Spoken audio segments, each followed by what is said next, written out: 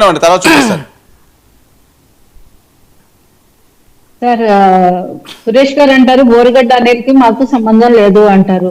అంటే చేయించాల్సిందంతా చేయించేసి ఈ రోజు మాకు సంబంధం లేదు అంటే విచారణ సంస్థలు ఏమి అంత పిచ్చిగా ఉండవండి, అంత పిచ్చోళ్ళు ఏమి కాదు. వాళ్ళు బోరుగడ్డ అన్నిటికి సంబంధించిన అకౌంట్స్ అన్ని ఫ్రీజ్ చేశారు. అతనికి ఎక్కడి నుంచి ధనం సమకూరింది, ఎవరు ఫండింగ్ చేశారు, ఏ విధంగా డబ్బులు వచ్చినాయి, వైసీపీ నుంచి కాకపోతే వారి నాయకుల దగ్గర నుంచి ఎవరి దగ్గర నుంచి వచ్చినాయి, వచ్చిన తర్వాత ఆయన తిట్టడం మొదలుపెట్టి ఈ రకమైన అబ్యూజింగ్ లాంగ్వేజ్ మొదలుపెట్టినప్పటి నుంచి ఆయనకి అకౌంట్స్ లో ఎక్కడి నుంచి డబ్బులు వచ్చినాయి అవన్నీ విచారణ సంస్థలు విచారణ చేస్తున్నాయి. కాబట్టి ఇప్పుడు అతని అకౌంట్స్ ని కూడా ఫ్రీజ్ చేయడం జరిగింది. ఆయన కూడా మొన్న మీకు ఇచ్చిన ఇంటర్వ్యూలో ఆ విషయం చెప్పడం జరిగింది. ఓన్లీ బోరుగడ్డ కాదండి, శ్రీరెడ్డి లాంటి వాళ్ళని కానీ ఇంకా రోజా రమణి లాంటి కొంతమంది ఇట్లా చాలా మంది. రోజా రమణి ఎవరు? రోజా రాణి సార్ ఒక ఆవిడ ఉంది, ఆవిడ వచ్చి వైజాగ్ లో ఉందండి. అసలు మన రోజారెడ్డి గారికి 2.0 అనమాట. ఆవిడ కొన్ని రోజులు ఒక వెలుగు వెలిగారు వైసీపీలో. ఆవిడ కూడా ఈ బూతులు పరుగు మాట్లాడతారు, మాటలు తక్కువ బూతులు ఎక్కువ ఉంటాయి. ఆవిడ రోజా రాణియా? రోజా రాణి ఏంటండి? స్పోక్స్ పర్సన్ ఆవిడ? కాదు సార్ వాళ్ళ వైసీపీకి సంబంధించిన ఏదో ఒక ఆవిడ పోస్ట్ ఉన్నారు, స్పోక్స్ పర్సన్ అయితే కాదు. కానీ ఆవిడ మాటలు తక్కువను బూతులు ఎక్కువ, వంశీ గారు చెప్పినట్టు.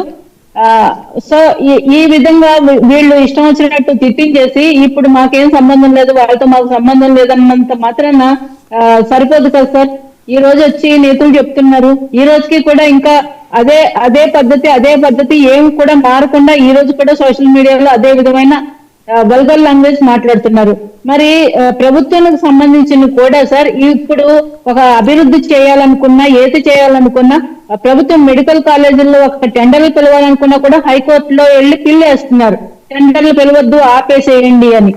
ఏదైనా కంపెనీల దగ్గర నుంచి విదేశీ పెట్టుబడులు తెచ్చుకుందామంటే వాళ్ళకి మెయిల్ రాస్తారు, వాళ్ళకి ట్విట్టర్ లో ట్యాగ్ చేస్తారు, మా రాష్ట్రంలో పెట్టుబడులు పెడితే మీకు ఇక్కడ మీ ఉద్యోగులకి ఇక్కడ రక్షణ ఉండదని చెప్పి వాళ్ళకి ట్యాగ్ చేసి మెయిల్స్ చేస్తారు.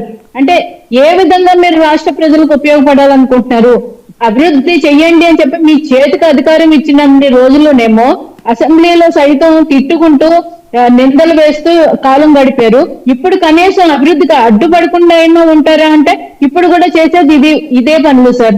అంటే ఇప్పుడు ప్రభుత్వం మెడికల్ కాలేజీలు కట్టేసి ఈ ప్రభుత్వానికి ఎక్కడ మంచి పేరు వచ్చేస్తుందా అని చెప్పి వీళ్ళు అభివృద్ధికి అడ్డుపడడం కూడా ఒక పెద్ద నేరమే సార్. ఈ విషయంలో కూడా ప్రభుత్వం ఖచ్చితంగా కఠిన చర్యలు తీసుకుంటుందనే భావిస్తున్నాం. వీళ్ళు ఎలాగూ మారరు, వీళ్ళ లాంగ్వేజ్ మారదు, సోషల్ మీడియాలో వీళ్ళ అబ్యూజింగ్ మారదు. కానీ అట్లీస్ట్ అభివృద్ధి పనులకు కూడా ఆటంకం కలిగిస్తుంటే మాత్రం ప్రభుత్వం చూస్తూ ఊరుకునే పరిస్థితులు అయితే లేవు సార్. మనం గతంలో మరి రంగనాయకమ్మ లాంటి వారిని ఒక 70 ఏళ్ల పెద్దావిడిని తీసుకుని వెళ్ళి ఒక పోస్ట్ ఫార్వర్డ్ చేసినందుకే మీరు తీసుకుని వెళ్ళి అరెస్టు చేసేయచ్చు, గోడలు దూకి మహిళా రైతుల్ని అరెస్టులు చేసేయచ్చు, అర్ధరాత్రి నోటీసులు ఇవ్వకుండా అరెస్టులు చేసేయచ్చు, ఒక ధర్నా చేద్దామని ఒక పిలుపు ఇస్తే ఒక నాయకుడు వాళ్ళందరికీ 41A నోటీసులు ఇచ్చి కూర్చోబెట్టొచ్చు, గృహ నిర్బంధాలు చేయొచ్చు.